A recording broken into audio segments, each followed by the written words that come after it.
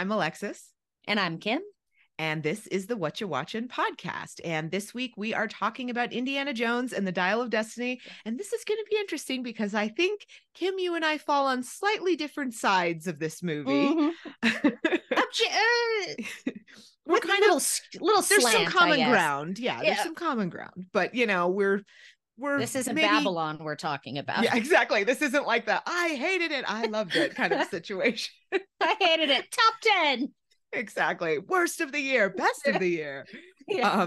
Which is kind of reflective of this movie that both of us are like, well, yeah, all right, about it.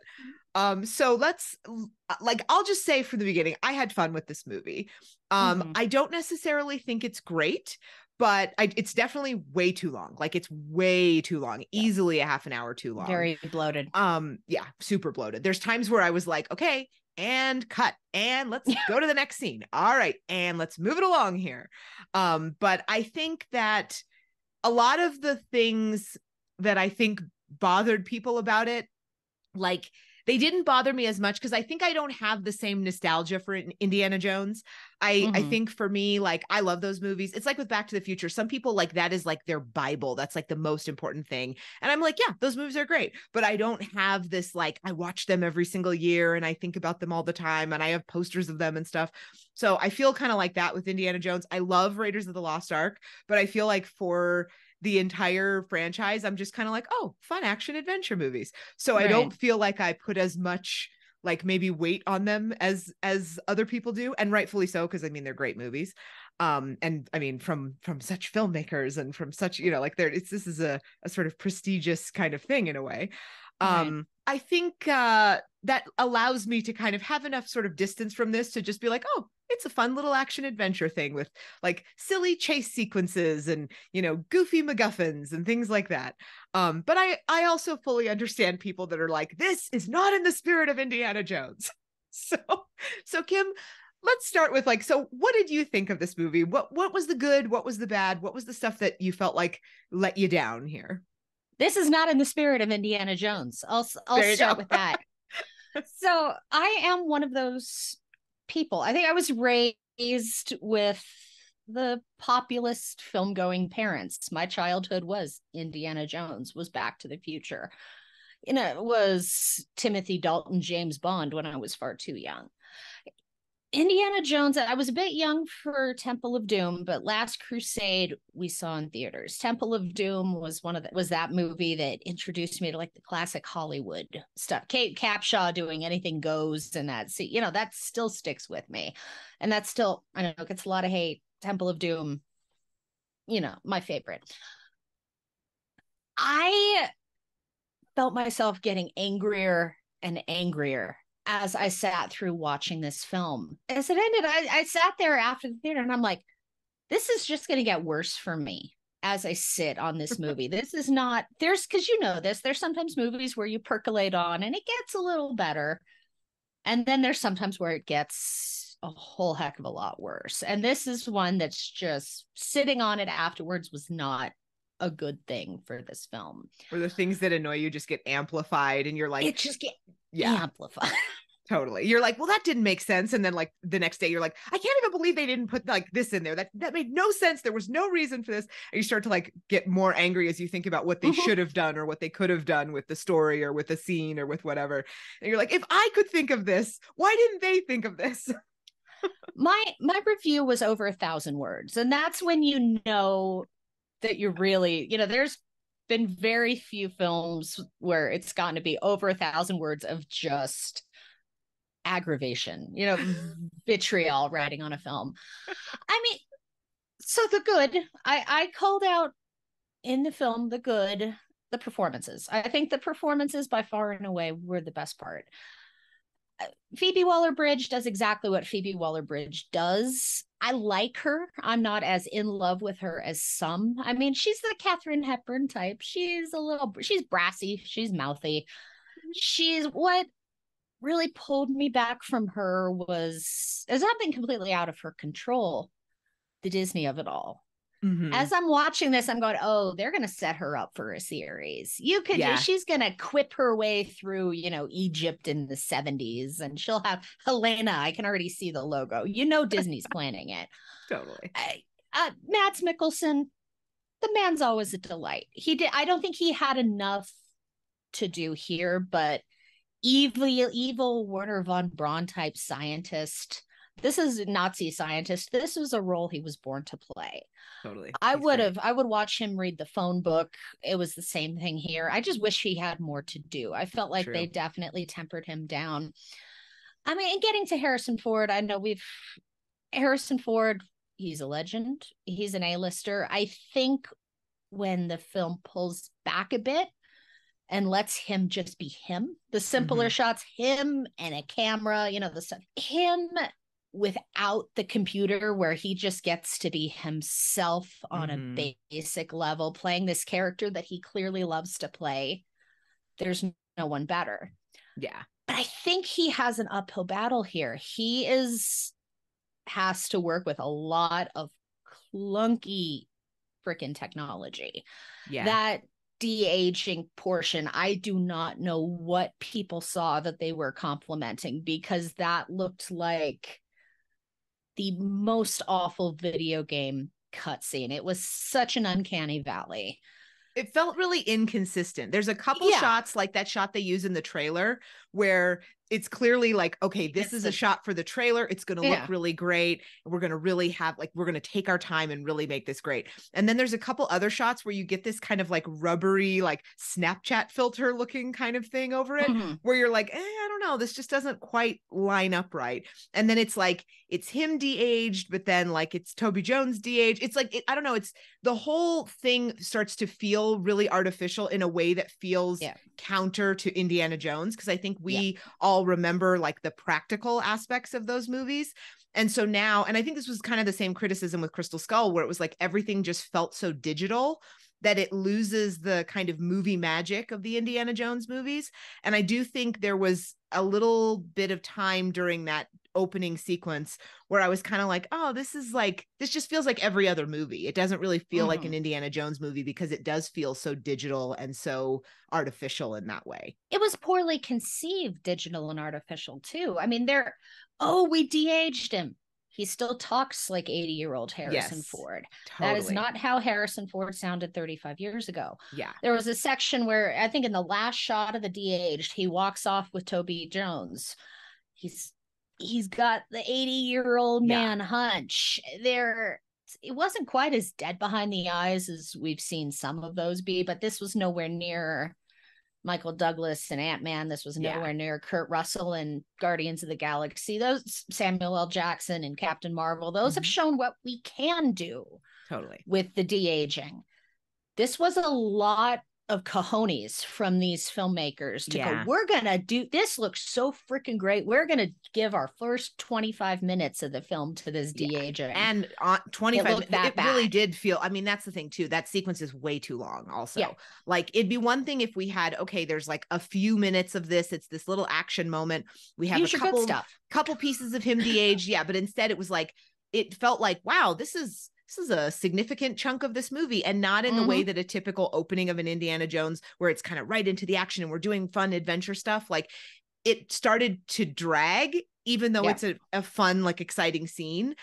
Just because it's like everything in this movie feels like they didn't go to the next step with editing. Like, they were so in love with every frame of it that they were like, well, let's keep it. And it's like, but you don't have to.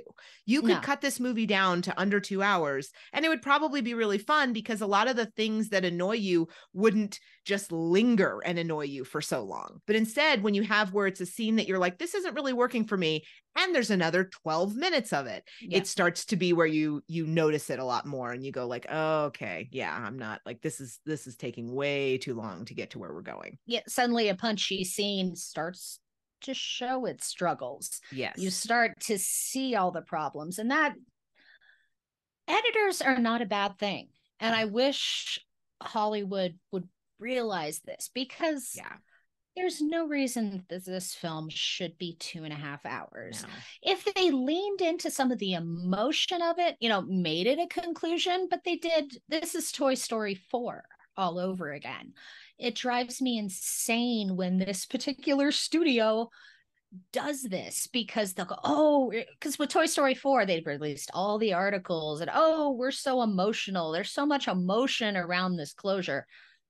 You had closure in Toy Story 3. Toy Story 4 is just a shallow cash grab.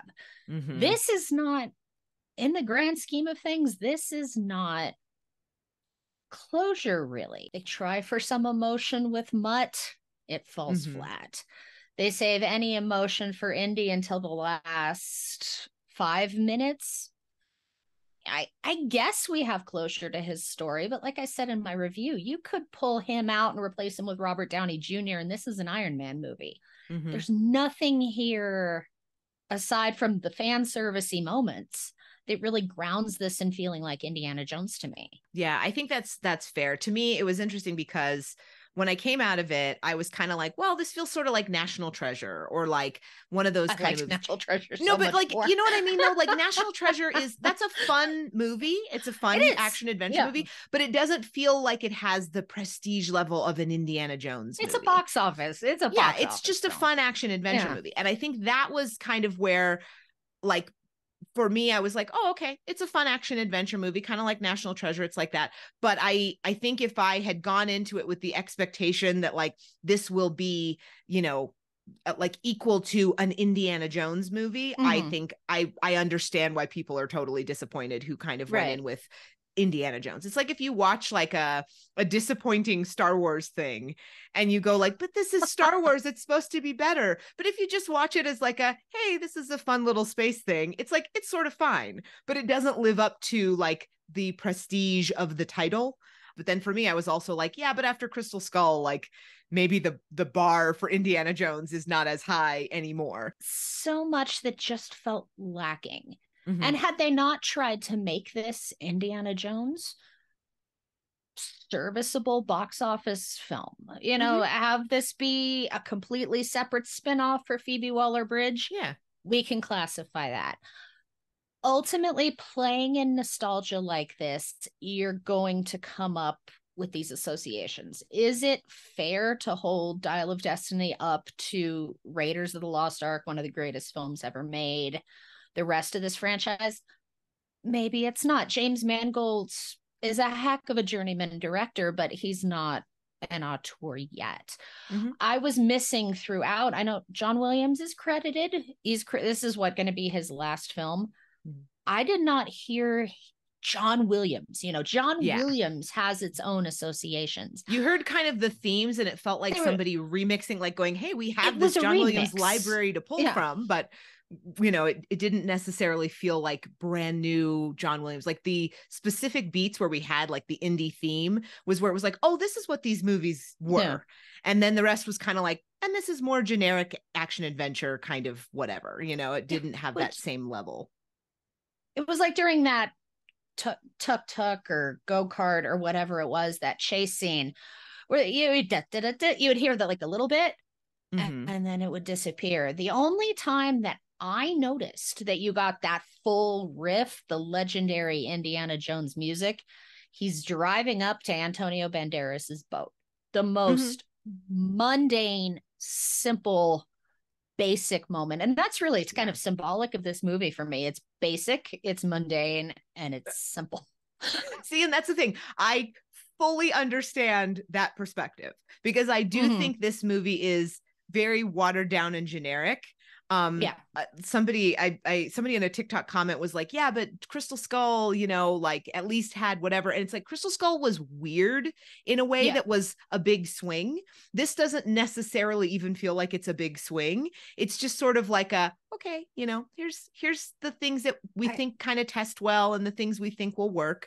And I think sometimes that's Disney. Fine. Yeah, exactly. Filmmaking by focus group. Yeah, it's that kind of generic Disney kind of like, well, you know, this, you might have fun with it, but it's not going to be like a movie you remember for a really long time. I think that was the thing. It's not, for an Indiana Jones movie, it's not particularly memorable. And one thing I will say for Crystal Skull, like memorable, not necessarily in a good way, but like the Tarzan thing, Kate Blanchett with the aliens, you know, burning her brain out and stuff. Like there are things that are so weird that they're memorable, not necessarily like it's not great. It's memorable, like yikes, but you do remember them. Whereas this, I think, like, you know, a week later, you're kind of like, what else happened in that movie? It doesn't stick with you as much. I am not a Crystal Skull apologist. Far from it. I even said this in my review. Crystal Skull took chances. Crystal Skull, it was weird, it was wacky, it was strange. It took some chances. It took a swing. This was too afraid to take any. The biggest swing comes in the last act, which I wasn't thrilled with either. Yeah. Can we make an effort? Can we try and tap into something beyond the most basic A-list story, storytelling coming through the lens of 4 writers? I mean, yeah.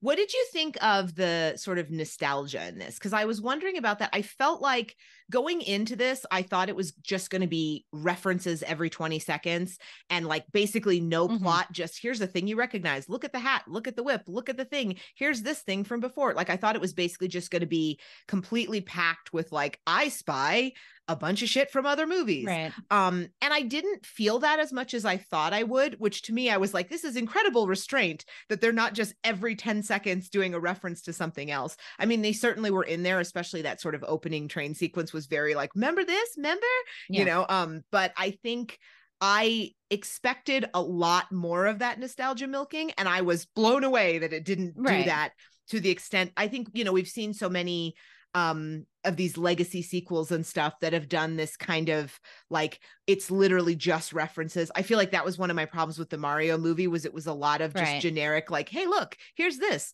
here's an 80s song, here's whatever. Like, it didn't feel like the story mattered. With this, I was like, okay, there's a plot. They have to do a thing. There's a MacGuffin. There's like a quest to do a thing. It didn't just feel like nostalgia.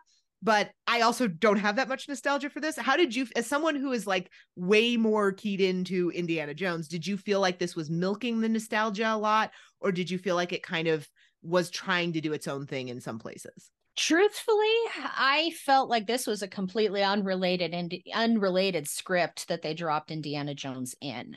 There's the fan servicey moments, Sala being in there, Marion being in there. There's the scene with the whip. There's a few scenes in the final act final act and a half that felt definitely pulled out of Last Crusade. Truthfully, to me, that felt like they went, oh, we got to make this feel like Indiana Jones, sprinkle it in there. It's, oh, well, this scene probably wasn't even written, but somebody went, oh, Indy did this in Raiders, so he can do that here. I was a little more clued into it there, where I was like, oh, okay, this feels a bit like Indy, but the cynical jerk that I am, if there would have been more, I might have felt a bit more like an indie movie for me. Someone like you, I know you hate the nostalgia baiting. So I really do. It would have pulled you completely out of it. I'm like, sorry, Disney, you can't win. You either do it too much and I hate it, or you do it too little and people that want it hate it. Exactly. Maybe that's a sign that we shouldn't just keep making legacy sequels like this. Pay your writers. There's new ideas out there. You're not going to win nostalgia baiting like this, because it's not fair to expect James Mangold to create something that lives up to a classic that has 40 years ago to simmer. Steven Spielberg movie. That's a tall order for anybody. Steven Spielberg at his flippin' peak. There's very few people who understand magic on celluloid like Steven Spielberg. What I said about the Fabelmans and everything that's happened since, Fabelman's opinions still stand. That doesn't mean he's not amazing in other ways. Steven Spielberg, between 1977 to 2003, very few people better. Totally. This is so separated that it's like, why set it up? Well, why not get him back? Why not do this, setting this movie up for failure, down to a title like Dial of Destiny? I wanted to say, okay, they're leaning into their serial roots, but Crystal Skull leaned into the 1940s wacky B-list serial of it all. maybe they got scared. Maybe this is Crystal Skull is the last Jedi to Star Wars' Rise of Skywalker. It could They be. pissed off the fan base so much by taking a big swing that they went back to the thoroughly and completely mundane.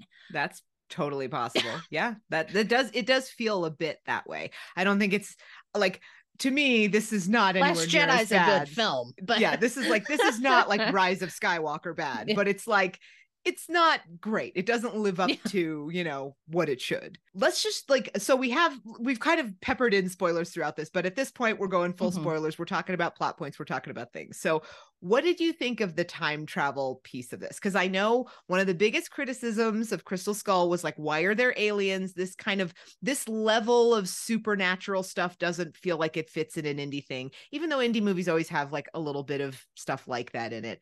Did you feel like in this, the time travel aspect was too sort of wacky and just too much? I did a little bit feel that way, but I was kind of like, well, is this any dumber than anything else we do in these movies? But I think it was the execution of it felt a little cheesier to me, maybe. I thought the execution was piss poor. Truthfully, I got to the point at the end where I was like, okay, how much worse could it get? Once I saw them go towards the time, I'm going, oh shit, they better not leave him there.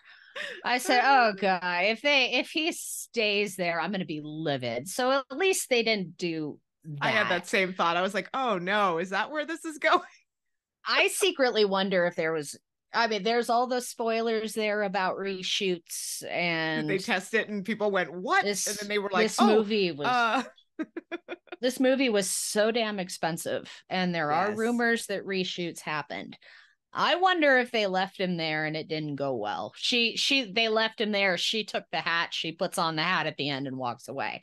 That did feel like that was where it was headed. Because I fully expected her to be like, and now I'm Indiana Jones. Yeah. And like, for that to not happen, I was like, okay, someone made the right call somewhere of not just straight up doing the thing we all thought they were going to do with this. Once they get to I guess not Trojan, Syracuse. I don't know the history. I won't pretend to.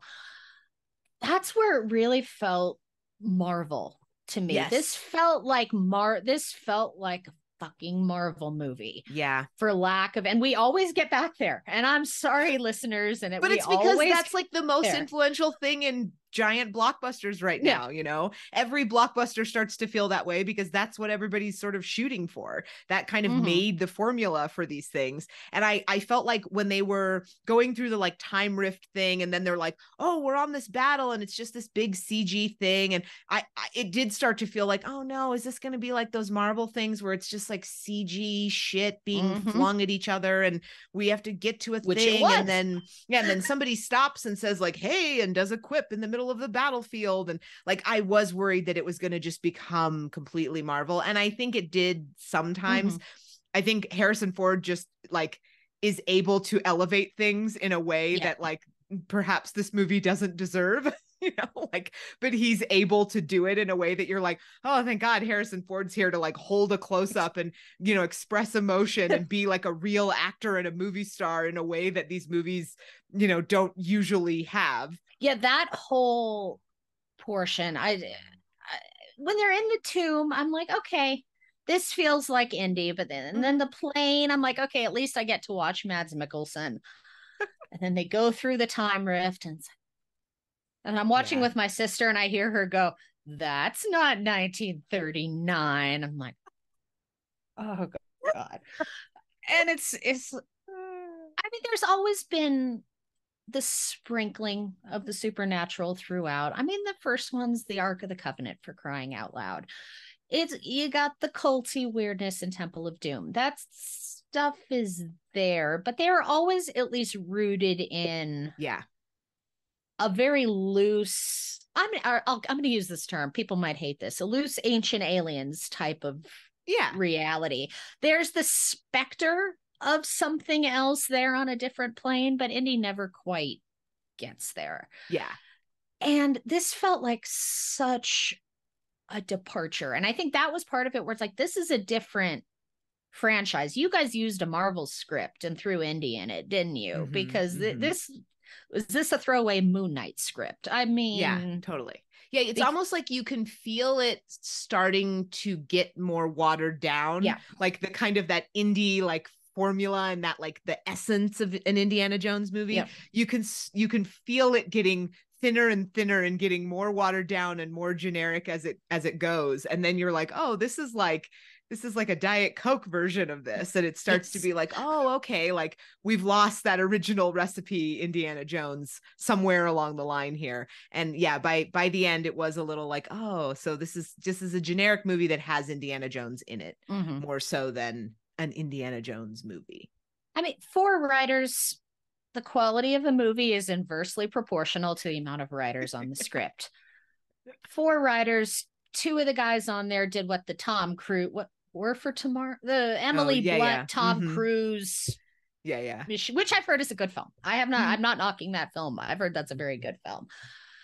But the roots of that ending kind of felt there. This movie wanted to be, especially in that end, it wanted to be so sci-fi. And they crafted it different, but so much of this movie just felt like missed swings.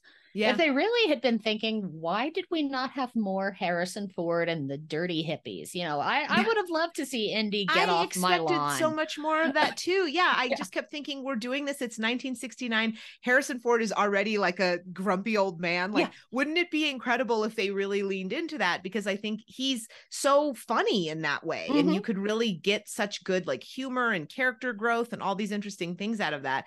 And I thought there would be way more of that too, of the kind of clashing of cultures of this guy who is a relic who belongs in a museum, like clashing with sort of the space age and the modern and all that stuff. And then it was just kind of like, oh, like, yeah, it's here. And then it was like, well, never mind, because now we're going to Morocco and now we're doing this other stuff. And now, it's like, it felt like in a way taking him out of that and going to the globe hopping, it kind of just made it where it was like, yeah, but we don't like really get any of the character. He just has to basically be the same guy, only here. We don't like, he's older. He's visibly older. We know Harrison Ford's older. Let's maybe do more with that. And it felt like they were kind of like, they started to, and then they like, he's retiring. There's these things where it's like, clearly we're acknowledging there's been a passage of time. And then they were like, well, get the hat and the whip, because we're off to an adventure. And it was like, but he's 80. Do we want to talk about the fact that he's 80? Like, we probably should, because I actually think you could probably get some really interesting story stuff out of that. Had they approached it with some realism, perhaps. But there were multiple stunts where you could see it's like, he'll start to throw the punch and then they'll connect and you'll see the CG Indy for a moment, and it was just such clunky effects work. It's like, okay, yeah, you're exactly right. We're just pretending he's old guys rule. 80-year-old Indy could do all this without breaking a hip. Yeah. Okay, it needed the character gets completely thrown aside. And I very much felt like he was sprinkled into his own movie. The retirement stuff was legitimately interesting. That moment where he takes the clock and he just throws it at the homeless, the homeless person, the hippie on the street. It's like, that's an insight into this man. This man is not going to want to retire. But after Luke Skywalker, we're too afraid to have any of our heroes from the past have different character traits because the internet didn't like what happened with Luke Skywalker. So Indiana Jones has to be 80 years old and still doing fun, exciting adventures and punching people in the same way that he would when he was 40. They wanted some emotion there. I mean, but they didn't want to show any of it. It's once again, this particular studio not wanting to show any emotion in their characters. His marriage has just collapsed. He's being forced into retirement. He's a relic. Time has passed. They very deliberately set it in time for the moon landing, which is the beginning of a new stage in science, and then completely drop it. Yeah. The mutt thing. Mutt died on the way back to his home planet. They desperately want that to be emotional, and Harrison Ford, bless him, does what he can to sell it. But it's such a throwaway moment, and there's some legitimate power there too if they would have actually done something. You know, Mutt going to Nam, and you know, he went to Nam, everybody. And but they don't. It's like real quick, okay, we're all back to normal into another action scene. They don't let us sit with those characters at all. They're too afraid to let us feel things. Yeah, it's like they had kind of the first half of an Indiana Jones movie, and then they also found a generic action adventure script, and then they went like, well, we could just merge these two things, right? Like, that's probably why there are 4 writers. Stick them together. Yeah, it was like, well, I have this Indiana Jones idea, and then I found this thing about an Archimedes dial and time travel, and I think we could just mush those into one script, because the tone of the first bit feels very different from later parts. And I think it's once that kind of globe hopping stuff starts, it just kicks into action adventure mode. But that's not really what they've set up in the beginning with this character.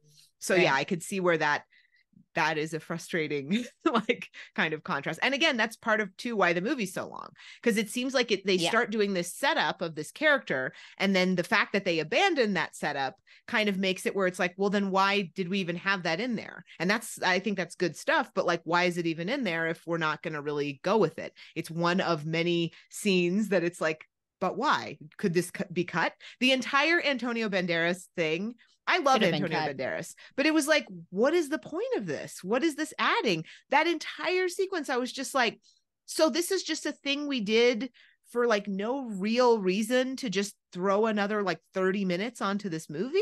Like, the movies that are 2.5 hours long, like Hollywood, we need to have a talk, because I do not want to watch a bunch of 2.5 and 3 hour movies that could be easily 90-minute movies, you know, like anything that could easily be 2 hours at the most, like, we're good. You don't have to throw more stuff in. I feel like I got my money's worth if I watched a nice movie, not if I spent all day in a movie theater and my kidneys feel like they're going to explode. Pace and tone is a thing. I mean, they were struggling. So that Antonio Banderas scene, I'm assuming it's a bridge to get from part 1 to part 2. I mean, I know my sister went, so what got to the point? She wanted to sell it, and now she wants to look. What changed? Helena makes a huge leap there, and I mean, Phoebe Waller-Bridge tries, but she doesn't really set it up. There's 1 minute she's the plucky villain type, you know, I'm going to work with the bad guys and sell the dial, to I want to work with Indy, you know, I found there's no development there with her either. And Antonio Banderas getting 4th billing for 20 minutes of screen time, to maybe 20 lines at most. And that, you know, okay, we have the Mutt stuff in there. It's a good moment to get Helena and, you know, Indy together to talk and have a heart to heart. Great. And then you've got, again, one of the most poorly constructed underwater sequences. No, but why are we continuing to do underwater sequences when our name is not James Cameron? For real. I think it should be just the kind of thing, like an unwritten rule of like, is your name James Cameron? Then you can do underwater. Yeah. If your name is not James Cameron, do not attempt this, because you are not going to live up to that level. Like, I'm scared for Aquaman. I know they're still going to do Aquaman. I don't know why, but whatever. It's fine. I'm not going to object to more Jason Momoa. But like, do you think that we should still be doing that after Avatar? Do you think that that's wise, Hollywood? Maybe the only purpose of that sequences was for the clumsy eels, snakes. Why did it have to be? You know, we needed that fan servicey moment. As soon as they went, oh, it's eels, I'm like, oh shit, they're doing a snakes joke. Okay, it's like, you know, it's going to be in there. That's why we're doing it. Yeah, it's where you're like, okay, I get, like, we have to do it, but did we have to have 25 minutes of setup to get to it? It was worse than Little Mermaid, and I was very hard on the underwater stuff in Little Mermaid. We're shooting it so dark to hide the flaws, and nothing about it looks real. And yeah, it's unwise to attempt after Avatar. Like, it's just unwise to even attempt it. My standards for these huge movies are really low now, because everything feels so generic, that I think I liked this more than your average generic thing, because I felt like there were more There were more moments where I thought, oh, that's kind of fun than the average generic gigantic movie.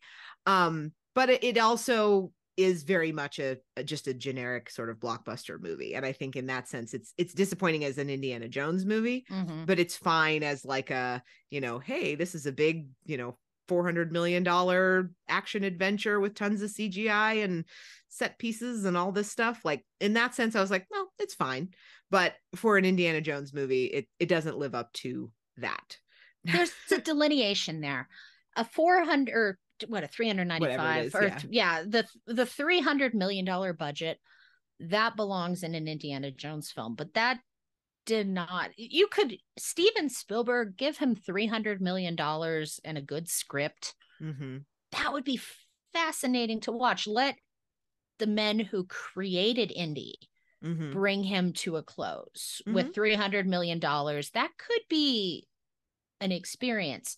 This, like you said, you said National Treasure level. I put this below National Treasure because I legitimately enjoyed. Remove Indiana Jones from this, remove Sala from this. This is a B-level made for TV movie quality film. Throw in a couple B-list actors in there, give it a smaller budget. You could have a solid hit there, but the quality of this film as it hits the screen, of course it's not going to make its money back. They gave it $300 million on the vestige of it getting Indiana Jones level excitement. It doesn't deserve Indiana Jones level excitement. This is barely an Indiana Jones film. And maybe people are just tired of it too. I mean, I think a lot of people loved Spider-Verse, but the complaint was also, this is too long. I think people are just getting tired of movies that feel overly long. Yeah, it's exhausting. With this, when you have something that's so generic and it's so long, it's just like eating a giant bowl of mac and cheese. And at some point you're like, yeah, I'm good. I think I've had enough mac and cheese. And then Disney is going like, you will finish the entire bowl, And I was wondering, as after I watched this film, my screening was into it. There wasn't much applauding during, but I heard the comments coming out. People were excited. And I couldn't help but going, am I the asshole critic? But I think it's kind of mixed, Yeah. I think it's been sort of mixed. A lot of people are like, well, I had fun with this part and this part, but yeah, it was fine. Like I've heard a lot of like, yeah, it was pretty good. Or like, well, it wasn't as bad as I thought it was going to be, So I think a lot of people, I think after Crystal Skull, the expectations were low. We're so low. So there was a lot of like, hey, I didn't hate it. All right. Then I think there's also questions of who is this movie for? Yeah. I saw a tweet going around within the last day or so, somebody talking about knowing a 23-year-old who had no idea who Indiana Jones or Harrison Ford was. It's a bit of I don't like saying it because it's my nostalgia. It's a bit of a relic. Yeah. You're building this purely for nostalgia purposes because you're not going to get the kids in. You might get a couple of, the Gen Zs, the youths in there for Phoebe Waller-Bridge. This is a very old guys rule kind of movie. This definitely feels like a movie for dads. Yes, you've got millennials will probably have a certain amount. I can't classify us all. I mean, we're even different levels of nostalgia for the franchise there. 30-year-olds grew up with this. Gen Xers were children with this. So there's that level of nostalgia. And then you've got the fact that Harrison Ford is an 80-year-old man. Which good. I mean, I'm glad. We should see more diversity of ages and all that stuff on screen. I wish it were women. That's great. Yeah, exactly. I wish we could maybe see a woman over 40 in something, but if we would stop shafting Marion. Yeah, Marion keeps coming in and helping this man pick up the pieces of his shattered life and really doesn't get to do him a hell of a lot. For real. Yeah, it's like, but so is this story, We can't ask for a good film. We can't exactly ask for older female representation. Yeah, seriously. It's product now. We know this. It's product. It's IP. The only reason this is getting pushed to theaters is because people like indie, according to a study somewhere along the line. There was a focus group. The algorithm determined that people might go see another Indiana Jones movie. An algorithm of 40-year-olds said, I have some nostalgia towards indie. So some 25-year-old MBA executive producer went, let's make an indie film. having absolutely no idea what makes an indie film special. I thought the execution was terrible, but yet I can't 100% hit James Mangold on this either, because he is a solid filmmaker. He's not Steven Spielberg, but he is a solid filmmaker. I think this script leaves a lot of people out to dry. This is purely a matter of producer as auteur once again. The production companies, the production houses, and this quest to capitalize on nostalgia without an understanding of what truly makes it great. So many of these legacy sequels are, hey, people loved this thing from 30 or 40 years ago, and let's do it again, but now. But the problem is that even just the way we make movies is so different from 30 or 40 years ago, that it's like you lose the practical effects. You lose the way that stories were told. You lose kind of the pacing and the way characters developed, and everything does become more generic. So in an attempt to go into the past or repeat the past or do something like that, we just end up kind of doing a shallow imitation of the past. And I think that's the case with like so many of these movies. I mean, even if you look at like, you know, with Jurassic Park, you know, like Jurassic Park is one of the best movies ever made. And now we have Chris Pratt and raptors and these things where it's like, you're trying to get the essence of a thing that is not possible to recreate. Yeah. So maybe just don't try to recreate it, or maybe go in a different direction with it, or maybe do something else. You can, I get we're going to be in franchise world forever and whatever IP is, that's what it is now. But it's like, maybe do that in a way that puts something new to it rather than kind of just generics it out and sort of sands off all the edges to the point where you're like, but what is this? It's just kind of nothing. We're different people than I am a different person than I was in 1993. Of course, when Last Crusade came out. Maybe this was done. Maybe you're exactly right. They're trying to make a 40-year-old movie through a 2023 lens. Yeah. Of course it's gonna fail. Just doesn't the work. CG is gonna look weird. The story's not gonna live up to it. Find a different spin. This is what it keeps coming back to. There's new ideas. There's talented young creators out there. The lifeblood is there. These franchises have done the work. Find a new way in. Use a little creativity and find a new way into something. It would do a hell of a lot of good. Well, we've somehow we always end up back at the grim state of movies, because it's a grim state of movies somehow. We keep going. We keep seeing them. We keep talking about them. We're really into them. It's just Hollywood that sucks, I think, personally. Exactly. So I think our next one, I don't know what we'll have for our next movie. We got a lot of stuff coming up, but we'll talk about Barbie and Oppenheimer when we're able to talk about those. So if you like this episode, like, comment, share, follow us on the socials. Links to our Indiana Jones reviews will be in the description, and we will catch you in the next one. Thanks so much for watching.